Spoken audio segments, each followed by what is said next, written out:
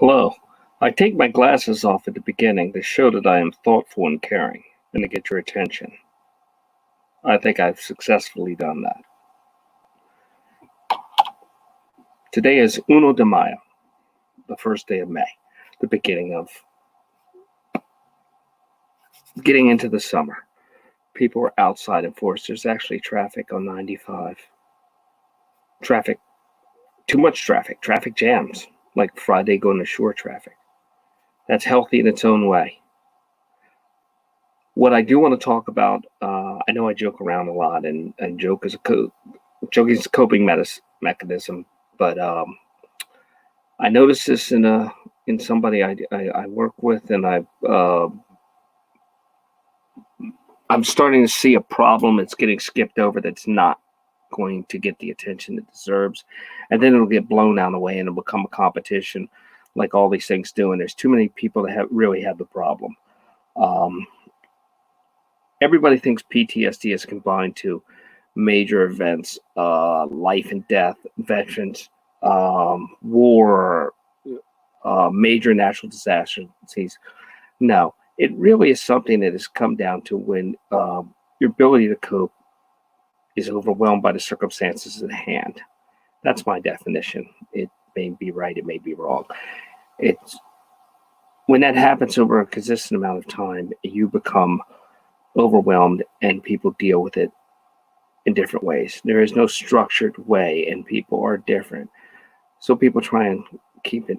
There's people that just let it out and just break down to the drop of a hat. There's people keep it inside and way too long. Back in the old days, they called it shell shock. After World War I is when it first got its first term. Then it was World War II, and into Vietnam, it was combat fatigue. Then we got into PTSD because we need to make acronyms. Post-traumatic stress disorder.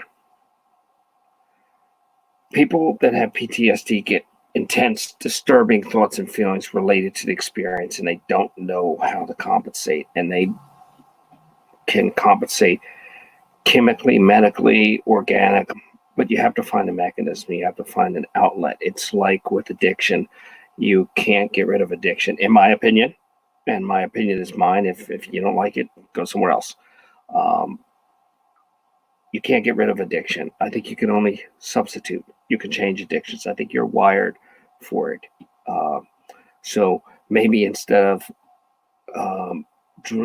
drinking rum, you drink Coke with cigarettes. It's a compensation. But if you feel yourself with feelings being withdrawn, overwhelmed, things of that nature, don't go it alone. Talk to somebody. Find somebody to talk to,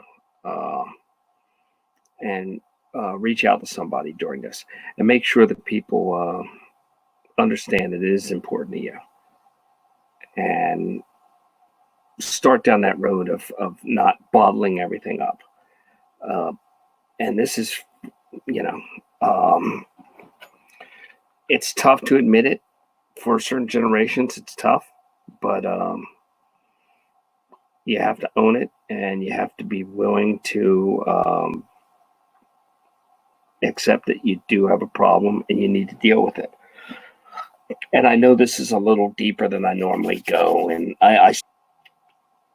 PTSD is 3.5% of the population roughly is impacted by it. I think the number's going to skyrocket. And I think it's partially because every generation is raised more fragile than the generation before it, not sturdier, much more fragile. And I think that we've got a generation that is young, raised fragile, and they've had two life-changing events. They've had 9/11 and they've had this virus outbreak. Two once in a lifetime life-changing events. That's bad. That's bad. That would have been tough on tougher people. It's particularly tough on people that aren't used to things happening like this. there's all kinds of state and local agencies to help out with this. The best thing to do to start is to talk with your friends and speak to people that know you. And don't think that no one, you're not unique in it. It's not to minimize it, but other people are going through it too. I've seen it more and more. I see it in younger people, people my age, and old people, because I'm not old. I'm just not young. I'm old young or young old. I don't know what I am. But what I do see is that older people just you do it. It's like my dad say, you take your problems, you knot them up, you put them in your belly, and you die 30 years too early. Now, it doesn't have to be that way anymore. So talk to somebody, reach out, and take care of yourself. And because when we get through this mess, and we will get through it, you want to be on the other end to see how it turns out. Nobody wants to leave the movie early. Take care, and I will. I think we're gonna have. I think I'm gonna do an interview, a nighttime interview tonight. So keep your eyes out. And thank you very much. You take care.